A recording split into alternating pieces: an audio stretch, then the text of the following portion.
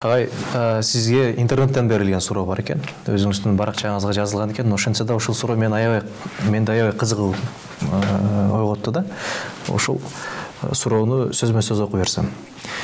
Ислам дининин саясий башталышы тууралуу кептер айтыла баштады. Ушул тууралуу кеңири маалымат берилбесе, келечекте дагы ар кандай кептер чайкалуусу мүмкүн. Бул тууралуу кимдер, качан жана каерде сүйлөп баштаганы оң дейт. İslam dini siyasi din. Bu kimdir birovga жагабы, жакпайбы, ыңгайлуубу, ыңгайсызбы? Бул ушундай, бул менин сөзүм эмес. Бирок биз ислам дининин саясий башталышын билбешибиз мүмкүн. Али эртедир. Биз азыр чындап айтканда даратты да билбейбиз. Саясий маселени кой исламдагы. Биз эртеп даратты билбейбиз, анан бизге саясий ислам жөнүндө сөз кылуу али эрте деп эсептейм. Мен жалпы коомдук деңгээлде. Бул менин жеке пикирим. Балким кээ бир саясий бир туугандар мени танкыт кылышы мүмкүн. Мен азыр бизге саясий ислам эртерээк деп ойлойм. Ар бир нерсенин өзүнүн учуру бар. Июнда быша турган помидорду февралда бышырып алсаң, ал помидор болбойт.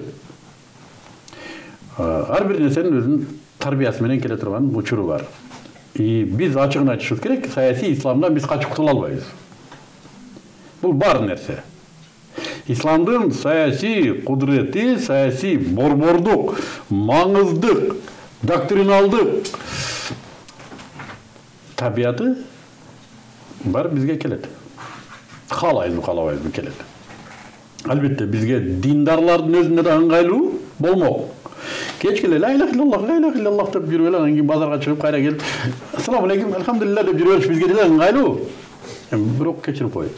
Ислам деген ислам. Ал сынайт экен, мусулмансыңбы? Демек мынандай деп. Бул да келе турган учур. Бирок маселе эмнеде? Бул турган нерсе, өлүмдөй эле нерсе бул. Өлүм канчалык акыйкат болсо, исламдын саясий табияты да ушундай эле акыйкат, эгер биз ислам десек. Бирок маселе башкада, биз ушуга даярбызбы? Бул биринчиси. Экинчиси, биз муну каалайбызбы өзүбүз?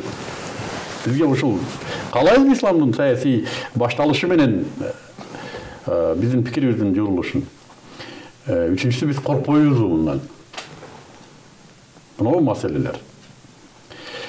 Бизди башыбызды алек кылыш керек. Акылыбызды ушул ойлор бизди калчатыш керек. Биз даярбызбы? Коркпойбузбу? Түшүнө алабызбы? Мамиле кыла алабызбы исламдын саясий табияты менен? Бул чоң маселе. Тилекке каршы азыр мына ушул маселелерди көтөрүп чыккан журналисттер да бар. Өзү исламдын нисин билбейт, бирок саясий табиятына тиешелүү маселелерди көтөрүп чыгат. Берген суроолорун карасаң, ислам мамлекеттүүлүгү жөнүндө суроо берет. Халифаттын хысын да түшүндүрө албайт өзү. Бул эмне кылат? Бул жөн эле элди удургутуу. Али дааратын жакшы алып бүт эле элди удургутуу. Ла иляха иллаллах Мухаммадур Расулуллахты түшүнбөгөн адамдын алдында намаз фарз болбойт. Келме келтирбеген адамга намаз фарз болбойт. Бул ушундай эле маселе деп ойлойм мен. Ошондуктан биринчи биз динибизди түшүнүп, динибиздин кубатына ынанып, анан анын саясий табиятына даяр болсок, анын саясий табиятын анан биз түшүнө баштайбыз. Мына мындай турбайбы, анан мына мындай турбайбы, бул мындай турбайбы, анан мындай кылыш керек турбайбы, анан реалдуулукка карап, анда мындай кылалы туугандар дейилет. Болбосо муну да бир долбоорго айландырып, байкуш элдин шорун кайнатат, камап атып.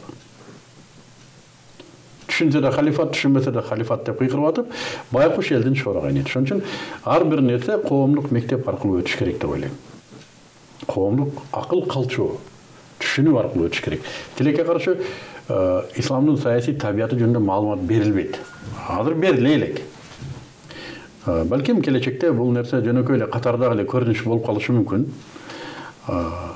Бирок азырынча бул берилбегендиктен, азыр бул маселени ырбатып, жөн эле элди удургутуу менимче бир аз туура эмес деп ойлойм.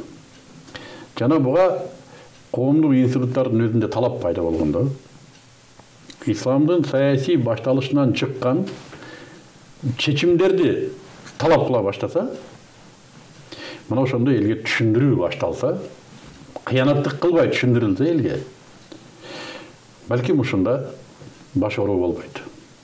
Ушундай эл өзү калчайт. Өзү негизи исламдын принциби эмне? Ла икраха фид-дин. Динде зордук жок деген эмне принцип бул? Адамдарга биринчи толук маалымат берилиш керек. Адамдарга толук ислам жөнүндө маалымат берилиш керек. Аны адамдар түшүнөт да, түшүнбөйт да деп отурбай, адамдардын деңгээли талап кылган деңгээлге жараша толук бериш керек. Эгер биздин коом бүгүн исламдын саясий табияты жөнүндө түшүнүүгө кудурети жетсе, бериш керек саясий кудурети жөнүндө. Анан адамдар аны ойлонуп туруп өздөрү чечсин. Кандай мамиле кылабыз ага? Бирок эң жаманы адамдарга ошол нерсе берилбей туруп, ал жөнүндө жалган айтылып, башка нерсеге алаксытылса, муну эл да кечирбейт. Бизди алдапсыңар дейт. Бизден жашырыпсыңар дейт. Анын үстүнө бүгүнкү коммуникациянын туу чокусуна жетип турган заманда адамдардан биресе жашырып калуу көпкө созулбайт. Ашып барса 5-6 жыл. Америкадагы эки эгиз мунаранын кулаганын ким кулатканын ашып барса 10 жыл араң жашырышты. Мен ошону 2 жылдан кийин эле укканбыз. Негизги булагы каяктан кимдер эмне кылды?